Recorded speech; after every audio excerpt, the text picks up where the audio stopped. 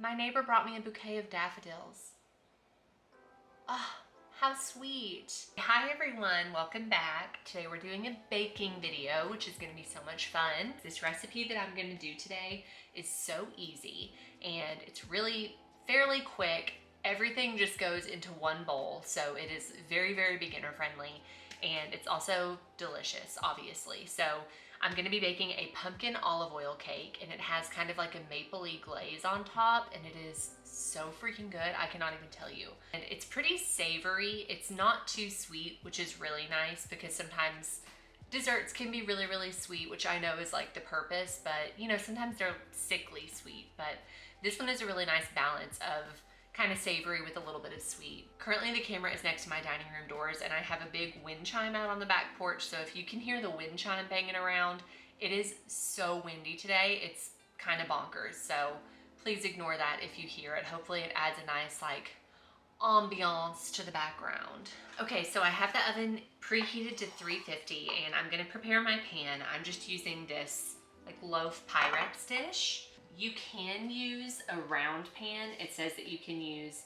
a loaf pan, a 9-inch round pan, or a 9x13 pan. So whatever you want to do. Okay, so we've got that. We've got the parchment inside. It's a little wrinkly on the bottom, but it'll be fine. So I'm just going to set that over there. All right, so first we're going to whisk the brown sugar and eggs until pale and foamy. 1 cup brown sugar, 2 large eggs, which I've already cracked. All right, I would consider that pale and foamy.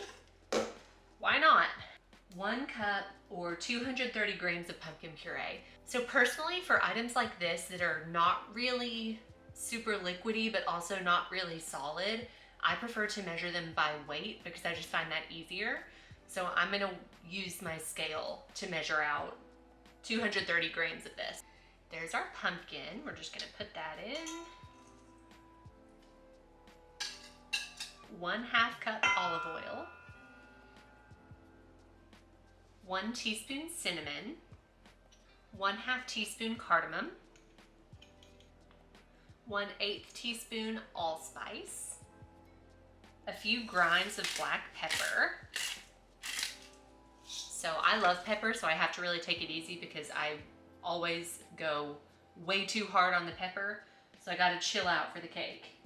And 1/2 teaspoon kosher salt. So now we have all that together. We are going to whisk all of that.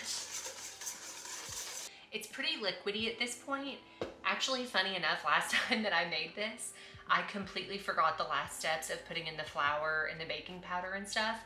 And I poured this mixture into the thing, or into the pan, and then put it in the oven. And as I was putting it in, I was like, why is it so liquidy? And then I had it in there for like maybe a minute. And I was like, oh my God, I forgot to add the flour. And so I pulled it out and added it and then baked it and everything was totally fine. But don't forget to add your flour, okay? It's a cake. Hello. So 1.5 cups flour, and then 1 teaspoon baking powder, and 1/2 teaspoon baking soda.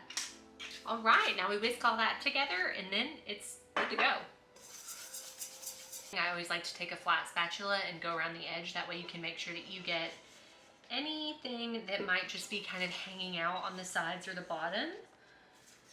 So I'm gonna do that. And then you can see it is well combined and smooth, definitely thicker than it was before, and like the prettiest color.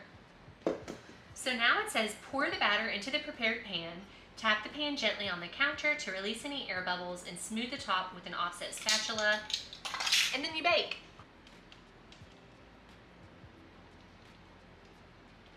No! My parchment!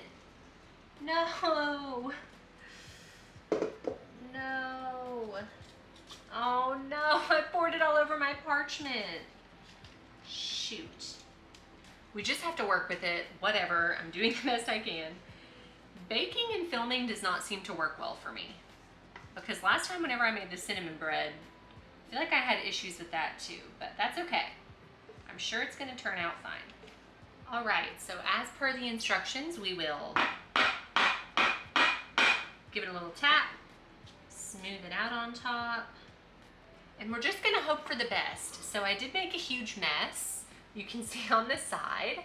As I was pouring it in, it started to make my parchment fall down. So I don't really know what's gonna happen with that, but we'll find out. It says, bake until puffed and golden and a tester inserted into the center comes out clean, 25 to 35 minutes. So since my oven has been running pretty hot, I'm just gonna go for maybe like 22 minutes and then we'll see where it goes. Even though there's that 10-minute window there, I still wanna be extra careful. So I'm gonna put this in for 22 minutes and then we will check it and we'll see how it goes. Let's scoot in here. Hi, it's about time to check the cake. Timer's about to go off. I only did 22 minutes, so it's probably not gonna be ready yet, but we're gonna check it anyway. You can use a toothpick. I have a cake tester. So let's see what we think. I can tell just by looking at it it's not done, so I'm gonna give it like 3 more minutes. 3 to 5 more minutes, and then we'll check with the cake tester. Ooh, definitely not. Definitely not. Okay, so that's been about 25. We'll go 5 more, I think. Okay. This time I think it might actually finally be done. I've checked it like 3 times. The last time the toothpick or the cake tester was just like a little bit dirty, so hopefully this is the time. No. Still not ready. It's been a long time. I'm a little worried. I do have it at the right temperature, right? 350, yeah. Huh. Huh. I don't know.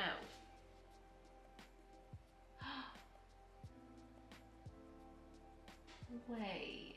Oh, no.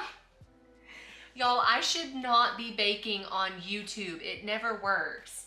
I literally didn't even read my own notes here. On my own notes, down here on the recipe, it says to bake it for 50 to 60 minutes. And I circled 50 and then put add 2 minutes at a time. 55 is well baked. So I don't even know how many damn minutes it's been in there at this point. I have disappointed myself. So I'm just gonna try to keep a close eye on it and hopefully it turns out fine. It's definitely baking. It's just taking longer than I thought, but in reality, it's probably taking the right amount of time. I'll check back in when it's baked. How about that?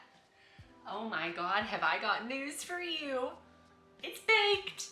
Here she is. Well, oh God, look how gross that is. So that's where I spilled batter everywhere, but here she is looking beautiful.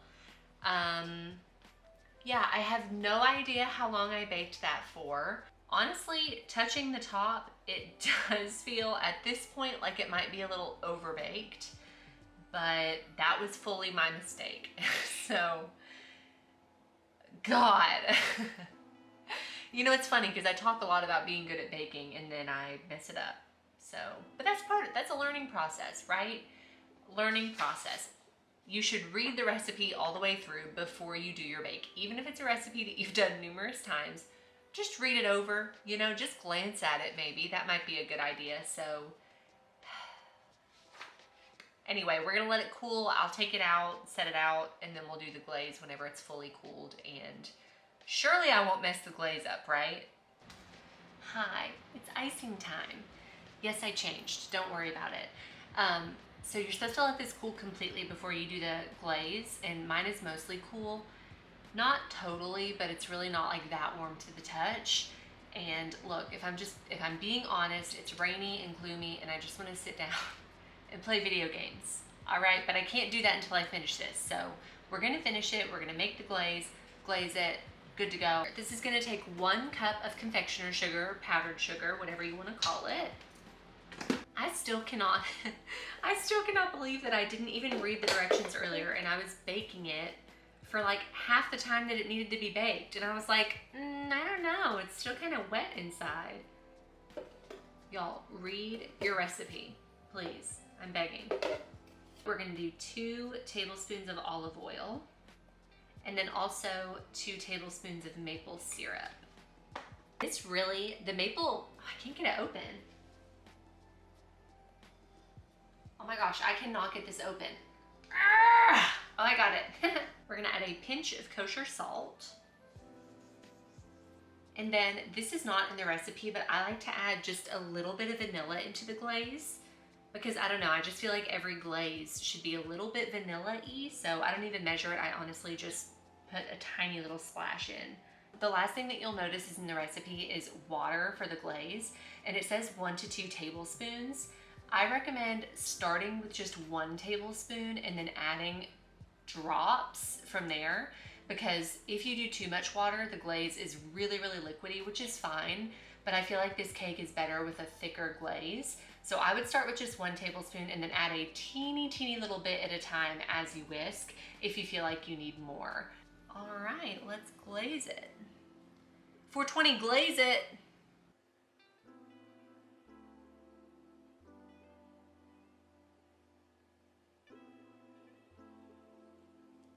Oh yeah, baby. So the last thing that I like to add on top are some pepitas, and it just adds a little bit of crunch and saltiness and, you know, a pretty little garnish.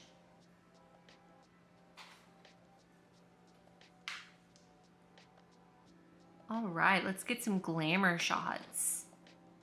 Beautiful.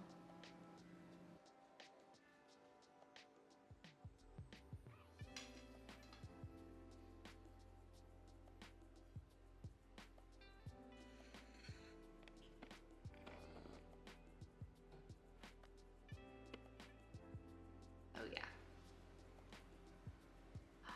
Oh my God.